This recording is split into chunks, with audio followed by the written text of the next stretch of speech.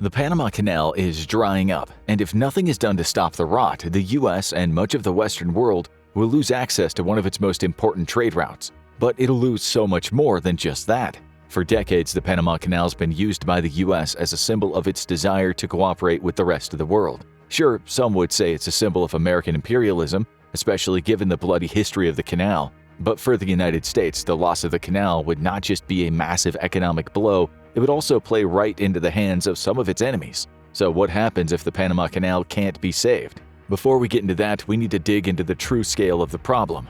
Much like any canal, the Panama Canal relies on a series of locks, built at either end of the watery passage, that control the flow of ships in and out of the canal. These locks suck up huge amounts of water whenever they're used. According to the B1M, passing a ship through a single one of the locks requires 200 million liters, about 44 million gallons of water, with most of that water being lost from the canal whenever a lock is used. Yes, some of the more modern locks can retain a good chunk of the water, up to 60% of it in fact, but most simply can't, meaning the Panama Canal has to be constantly restocked with more and more water to keep it running. And therein lies the problem. Take a trip back to 2015, and you'll discover that the canal was being ravaged by a weather phenomenon called El Niño. This strange event happens semi-regularly in Central and South America, and it has a massive impact on the rainy seasons that the Panama Canal relies on to keep itself stocked with water. El Niño caused rains to occur more heavily in some areas than others, with the latter areas typically experiencing drought.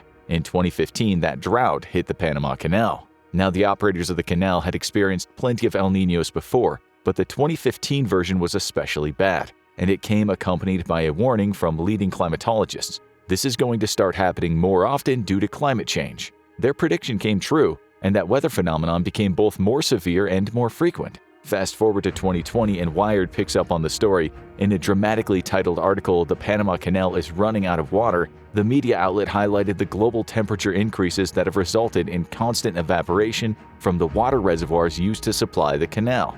Remember, those reservoirs are vital. They replenish the canal's waters every time a ship requires the use of the many locks at either end of the passage. The problem could be traced back to that fateful 2015 El Niño event. According to Hugo Contreras, the Nature Conservancy's Water Security Director for Latin America, over the past 4 of 5 years, there have been significant decreases in the amounts of water that the watershed has received. In other words, the reservoirs aren't receiving enough water. That was showcased in an analysis provided by the canal's administrative bodies in 2019, which showed that year to be the 5th driest in over 7 decades. The area received 20% less rainfall than the typical average for the canal's region, with the canal basin being the worst affected. October 2019 brought with it 34% less rain, with November delivering 27% less. Combine all that with temperature increases, which have led to 10% more evaporation from the canal's reservoirs, and it's clear the problem is slowly getting out of control. That problem hasn't gotten better since 2020, it's actually gotten much worse. 2023 provided the Panama Canal with the longest dry spell in its entire history. While operating at full capacity, the Panama Canal allows around 40 ships per day to go from the Atlantic to the Pacific or vice versa. By November 2023, that number had dropped to 24, just over half the canal's capacity, due to the dry spell. Analysts believe that the early months of 2024 will deliver even worse weather, resulting in an extensive queue to get through. The situation is so bad that Phys.org says the canal's operators have a simple choice: adapt or die. But let's back up for a second. Why does all this matter? After all, the Panama Canal is far from the only maritime route in the world. Losing it would be a hit, sure, but would it really be so devastating? Absolutely it would.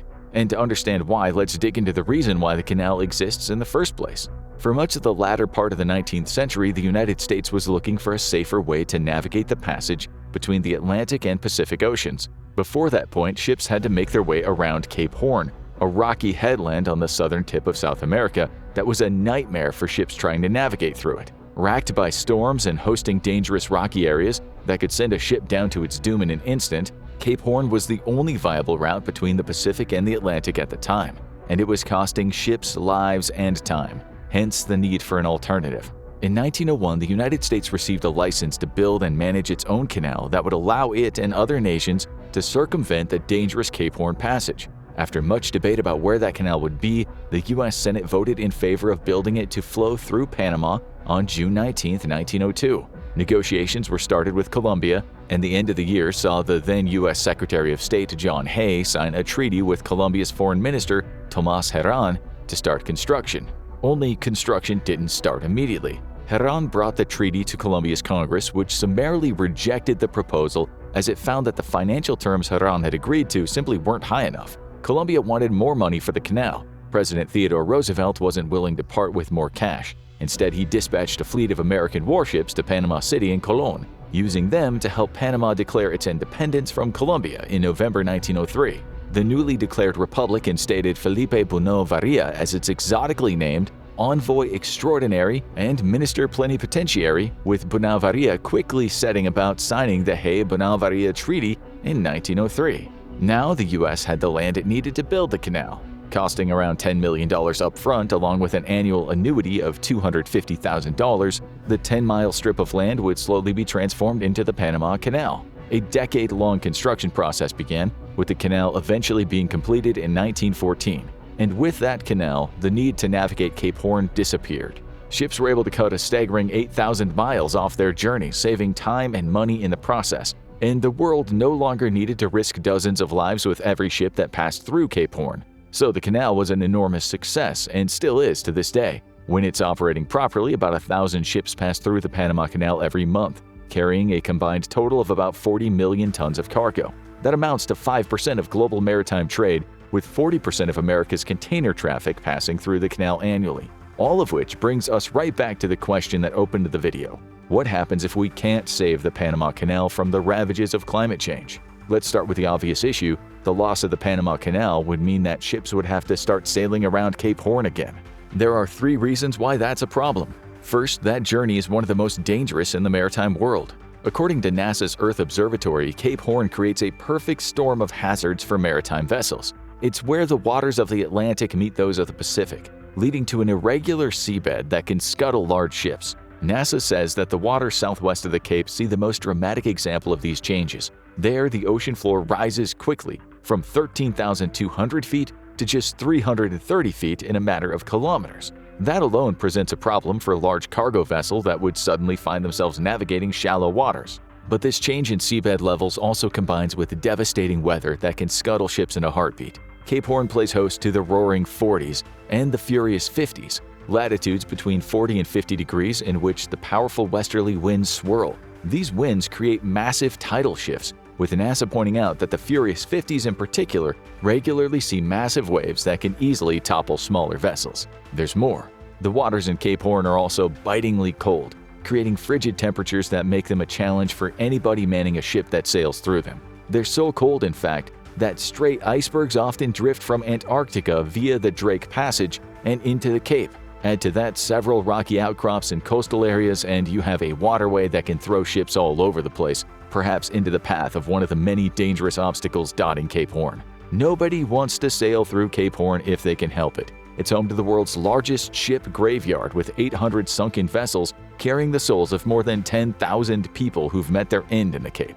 But let's take the danger out of the equation as we move on to the second reason why ships want to avoid Cape Horn. It substantially increases the journey length. We told you earlier the Panama Canal saves ships from adding an extra 8,000 miles to their journeys. According to Statista, the average container ship sails at a speed of 14.2 nautical miles per hour. If we do just a little math, that means losing the Panama Canal would cost the average container ship an extra 563 hours, an enormous 23.5 extra days at sea. Think about what that would mean for the major shipping companies that use the Panama Canal. That's 23.5 more days for goods to arrive at their destinations, potentially ruining the supply chains that rely on container ships to make fast journeys. It's also an extra 23.5 days of fuel needed to navigate between the Pacific and the Atlantic, as well as 23.5 days of extra supplies and wages needing to be provided to the crews.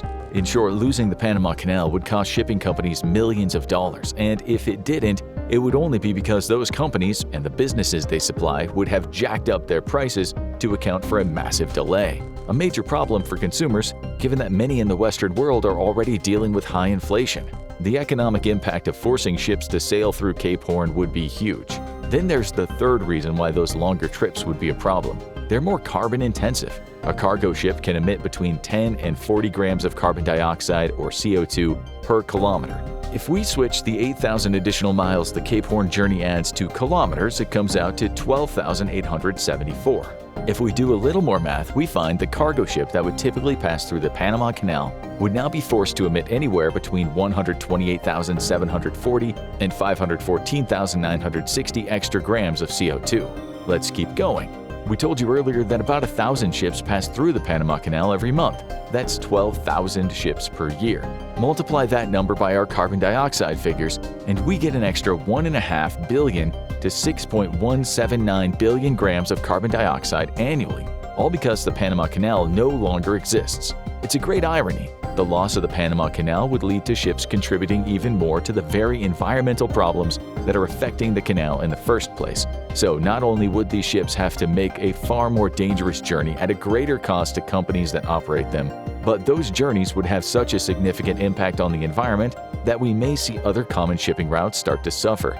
The issue would compound on itself. The loss of the Panama Canal would, over a long enough time period, potentially lead to the loss of other shipping routes due to global warming. Thankfully, we're not there yet, but let's bring the video's focus back to more pressing short-term problems. We'll assume for a moment that the Panama Canal doesn't close down completely. Instead, it stays open at the reduced levels of operation it experienced toward the end of 2023. At least the route's open, right? That's something for shipping companies. But a lower capacity canal presents plenty of problems all on its own. In December 2023, Fortune ran an article looking at how companies bid on slots to move through the Panama Canal. Specifically, it looked at the process the canal's authorities use whenever a shipping company cancels a slot it had pre-booked. That empty slot goes to auction, with other shipping companies able to bid on it so they can jump the queue and deliver their goods slightly faster. In December 2022, the average auction ended at $173,000, a big chunk of money, but relatively small change compared to the economic benefit that earlier shipping delivers to manufacturers, retailers, and shipping companies alike. By December 2023, the average auction slot was selling for $4 million. That's over 21 times more than it cost in December 2022.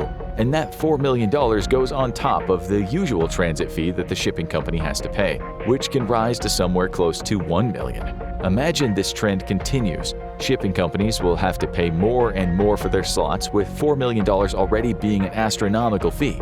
Eventually, they might decide that it simply isn't worth the money, forcing them into a dangerous voyage through Cape Horn. Shippers would be in a catch-22, pay crazy fees for free slots, or risk losing a ship on a dangerous and long voyage. But hey, at least Panama stands to benefit, right? Not only can it charge more for slots, if it strikes the right balance, it can earn tens of millions of dollars. Not necessarily. Remember that November saw just 24 ships pass through the Panama Canal per day, a touch over half its normal capacity. Even with the higher prices for slots, fewer ships would mean that the canal would become a less stable source of income for Panama. It would have to raise prices even more, discouraging more shipping companies in the process, until it gets to the point where using the Panama Canal becomes less economically viable for shippers. Even if the canal doesn't completely dry up, shipping companies might stop using it, or Panama would have to accept taking a massive hit to its economy to keep prices at a reasonable level. And it's unlikely Panama's going to make more money with the canal at reduced capacity.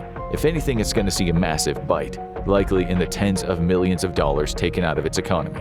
And there's more. The B1M reports that the ships that are making it through the Panama Canal during the driest period in history are having to make that journey while carrying less cargo than they normally would. It puts the figure at 40% less, making the journey even more costly for the companies choosing to use the canal to get their goods between the Atlantic and the Pacific.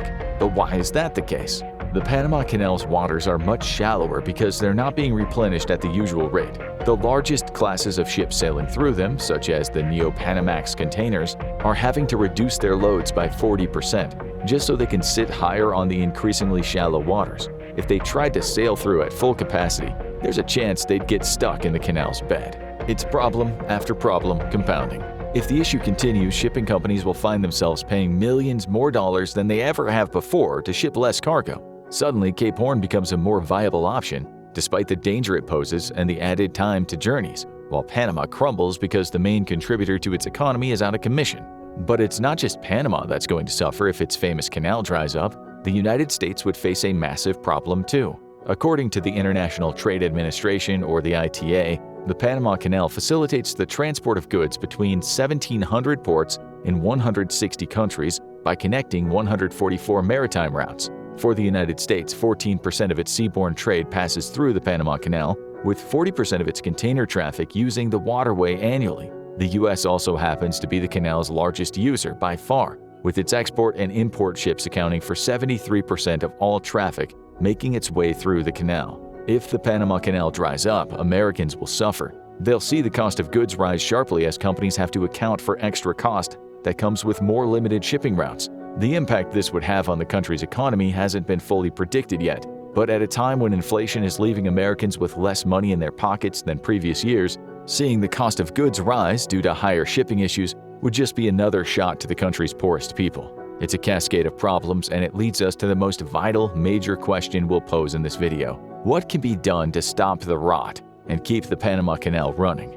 The first answer actually has nothing to do with the Panama Canal. Throughout the video, we've highlighted that Cape Horn would be the alternative route for many shipping companies if the Panama Canal is put out of commission, and while that's true, there's also another route that these companies could take: the Suez Canal. The Panama Canal and the Suez Canal have long competed with one another. While passage through Panama costs more money, it tends to come out ahead because it's faster. CNBC highlights this by pointing out that the ship traveling from Shenzhen, China to Miami, Florida takes 35 days to make the journey using the Panama Canal. Through the Suez Canal, that journey takes an extra 6 days. Still, U.S. ships have the option of sailing the Atlantic and passing through the Suez, avoiding the Pacific and Cape Horn in the process to get their goods to Africa and Asia. The Suez Canal also handles more ships per year. According to The Guardian, about 19,000 ships pass through it annually, meaning you could argue it's more important than the Panama Canal. So, if the Panama Canal dries up, surely the Suez is a suitable replacement. That may not be the case. Losing the Panama Canal means that 12,000 ships per year have to find an alternative route. The Suez isn't going to be an option for all of them, either because it doesn't take them where they need to go, or because the Suez won't be able to handle an extra 12,000 ships per year. Then there's the Houthi problem. In December 2023, The Guardian reported that 100 container ships were forced to divert around southern Africa to avoid the Suez Canal because of Houthi rebels attacking ships off Yemen's western coast. That Houthi problem's now linked to Israel's war against Hamas. The Houthis say they're launching their attacks in solidarity with the Hamas rebels, making the Suez Canal a far more dangerous prospect than it's been in the past. In the short term, the Suez Canal can't be relied upon to provide a replacement route for ships that would normally use the Panama Canal. And even if the Houthis aren't a factor, the Suez might not be able to handle the extra load that would come from the Panama Canal shutting down. So the Panama Canal has to stay open. The operators of the Panama Canal have already put some short-term measures in place to stop the bleeding, at least until a more permanent solution is found. According to Canal de Panama, one of those measures involves cross-filling the Panamax locks. In short, water from one lock chamber is used to fill another, rather than being deposited out of the canal. Daily, that measure saves enough water consumption to account for 5 transits, though it becomes less effective when the canal is drying up due to evaporation decreasing the water level of its reservoirs. Other measures include allowing 2 vessels to use the locks simultaneously, ship size allowing to minimize lock usage. Again, this is a short-term measure and one that only works when 2 ships are small enough to both fit in the lock. That's rarely the case, given the size of cargo and container vessels using the Panama Canal. A more long-term solution comes in the form of a proposal that the canal's board of directors submitted to the Panamanian government in 2023. According to S&P Global, that proposal calls for a redefinition of the canal's watershed, as well as the removal of several restrictions placed on the board's ability to build new reservoirs. Specifically, the proposal suggests that the Indio River, which is outside of the Panama Canal's current watershed, could be used to provide a new supply of fresh water to reservoirs designed to serve the canal. Getting that extra supply of fresh water would allow the canal to continue operations during dry seasons, potentially solving many of the problems we're seeing right now. It's not a new idea. The Panama Canal's board is already working on an idea to build a new raw water intake facility in Gamboa to provide another supply of fresh water. That idea has been approved, though it's still in its tendering phase. Construction companies had to submit their offers by January 2024, and it would likely take many years for the project to be completed. As for the Indio River idea, it still has to make it past several entities within Panama's government. Assuming it gets through that long-winded process, it would face the same tendering and construction process as the Gamboa project, meaning neither is going to provide an immediate solution to the Panama Canal's problems. Still, those measures may at least help the canal in the long term. The question now is simple: can the Panama Canal survive long enough to see those measures put in place? Now check out U.S. Navy's secret operations near Saudi Arabia revealed, or watch this video instead.